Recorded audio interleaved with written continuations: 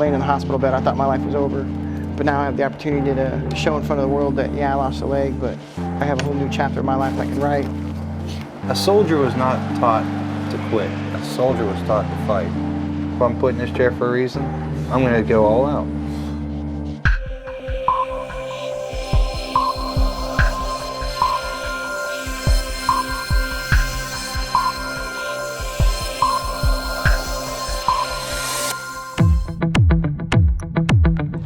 In this race, we have a young man by the name of Gerard Fields. Gerard was injured in Iraq by an IED, looking to be one of the first Iraq war vets to qualify for the Paralympic Games in Beijing.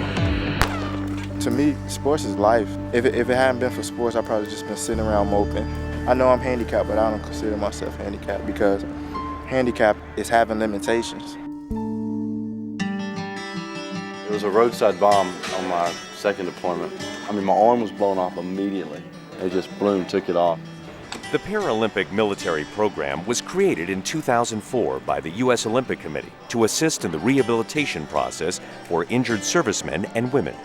The Paralympic movement began and exists today because of injured military personnel. Following World War II, sport and physical activity as part of the rehabilitation process is why the Paralympic movement exists today.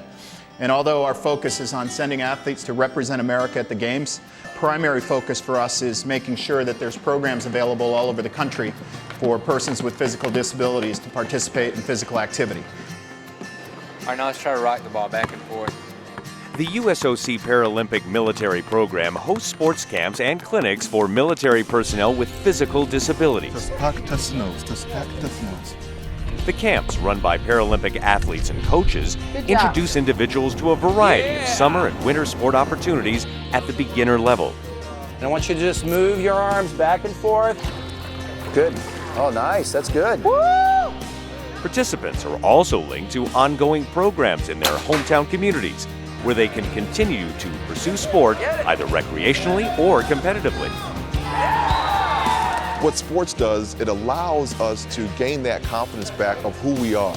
When you see the smiles come back on the faces again, they're not thinking about being in that hospital and recovering. You know, I'm learning a new skill, something that I may have not thought I could ever do again in my life after I was injured, but I'm doing it. We can keep them out of depression. You know, we didn't just make them have a good weekend, we just pretty much saved their lives, you know.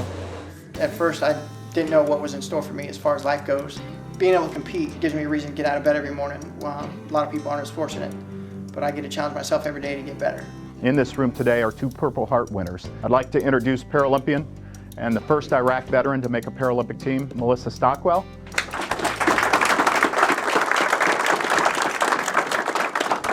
I know I speak for all of us when I can say that sport has played a huge role in getting us back, you know, into life. I know we're all honored to wear the USA uniform and proud to do it again. So for your past, current, and your future support, thank you from all of us. Thank you. What we are doing in collaboration with the Department of Defense, the Department of Veteran Affairs, is working with them to develop Paralympic programs in communities to support injured military personnel that come home. Another key element of the program includes site visits to military hospitals and installations.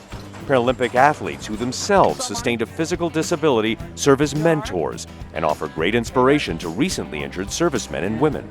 Stay positive. You're going to be out of here, man. Trust me, I've gone through the same things being injured from this war. I've gone through the same feelings, same emotions you have. Look where I'm at now, man. Top of the world, man. At the 2008 Paralympic Games in Beijing, Scott Winkler, Melissa Stockwell, and Carlos Leon became the first veterans of the Iraq War to compete in the Paralympic Games. Here, I'm gonna show it to you. So pretty much I'm gonna do like float and then I'm gonna breathe to the side.